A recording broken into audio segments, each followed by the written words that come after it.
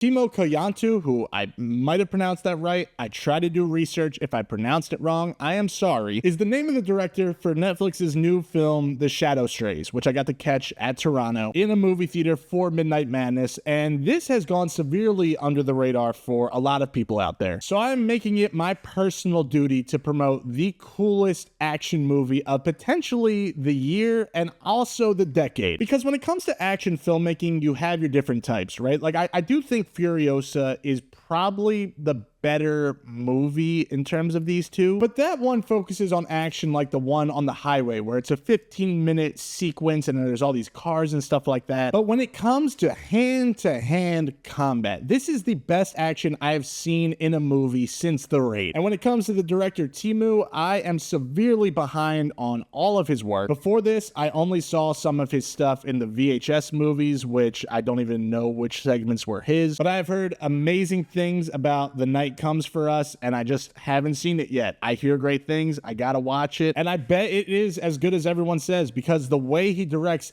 every sequence here, you could just tell this guy has the talent. Marvel still hasn't figured out their Blade situation, and if they actually wanted to give a director full creative control and not make something that felt like it came out of a factory, just give this guy the steering wheel. The way he directs bloody hand-to-hand combat is something that should be studied in film school. Because look, the John Wick franchise has rightfully gotten a ton of praise over the past 10 years because they really have set the precedent for American action movies and their whole gun fu, is that what they call it? The gun fu fighting style. And I really think that's awesome. John Wick deserves to be in that title of best action franchise right now. But The Shadow Strays has a lot of scenes that puts a lot of John Wick sequences to shame. From the opening sequence of this movie, I was sitting there like, I wasn't really expecting a lot because I didn't look into his filmography all that much beforehand. I was just wanting a pretty fun movie with a midnight crowd. And the second the first scene happened, I was like, holy shit, that might be the best action scene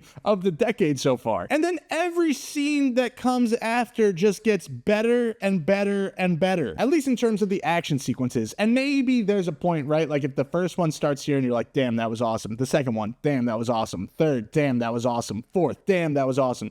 Maybe the fifth one's like, oh yeah, that one's really good. And the sixth one's like, damn, that was awesome. So maybe it's not like a perfect trajectory of always necessarily improving the last sequence, but man, it just doesn't stop the second the movie begins. So I don't know what the hell is going on over in Indonesia, but all I know is those people are making the best action stuff. Whenever they decide to make an action movie, it is awesome. Between this and The Raid, I mean, over the past 15 years, they are putting the rest of the world to shame. And look, the movie is pretty long. It's 2.5 hours, and when I saw it, it was the last Midnight Madness screening of Toronto, where I was there the entire time for the film festival, so I was exhausted. This thing started at 11:30, not midnight. Part of me thought about skipping it because I was so exhausted by that point, but I was like, you know what? No, I want to see this movie. I hope it's fun. The least optimal way to see this movie in terms of energy, I was at that level. And not only did this movie keep me awake, not only did this movie keep me entertained, but this entire thing flew by. 2.5 hours felt closer to 2 hours for me personally, and I wish everybody got the chance to see this movie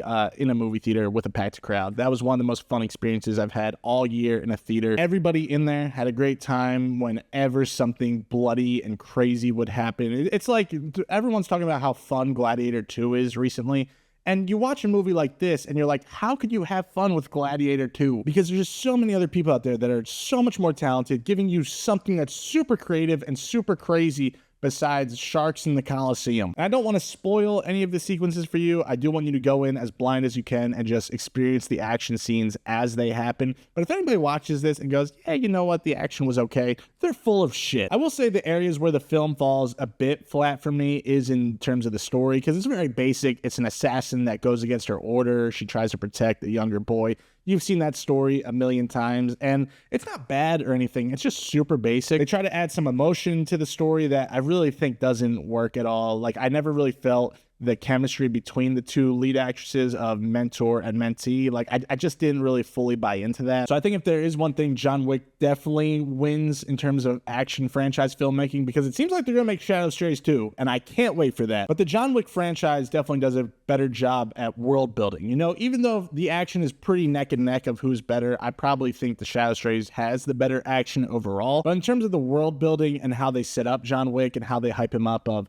oh man, you killed John Wick's dog? What the hell were you thinking? You know, they really add a lot of things to that entire world, and it builds the universe in a really compelling way that I don't think the Shadow Strays does necessarily, because in here you're like, oh, okay, they're assassins. They're the coolest assassins fighting ever, but they're just assassins. But again, it's probably the best hand-to-hand combat you'll see in the entire decade so far. It is on Netflix right now. Watch it with a friend that loves action movies. You'll both have a great time, because look, this kind of movie is not even really my favorite kind of movie. Like, a lot of this kind of stuff I tend to gloss over, but when there's this much passion in front of and behind the camera, I mean, it deserves as big of a shout out as I could possibly give it. If this feels like a shorter review than usual, it's because this is a segment of a much larger video that I've put on the channel already, kind of reviewing my entire experience of the Toronto International Film Festival this year. I saw about 37 movies, which is absolutely crazy, and I talk about all of them in that video. Some of these are the biggest Oscar players of the year, some of them are the best horror movies of the year, whatever it is. We talk about a lot of movies in that video. So a link to that full video will be in the description here, but if you just want to see the shorter reviews that keep coming out over the next week or two, be sure to subscribe so you don't miss any of those reviews that drop. This is also all of my social media right here, so if you want to follow me on Letterboxd, Instagram, Twitter, whatever it is, I check Letterboxd the most. I haven't been as active on this because I've been working on this video and so many other projects over the past month,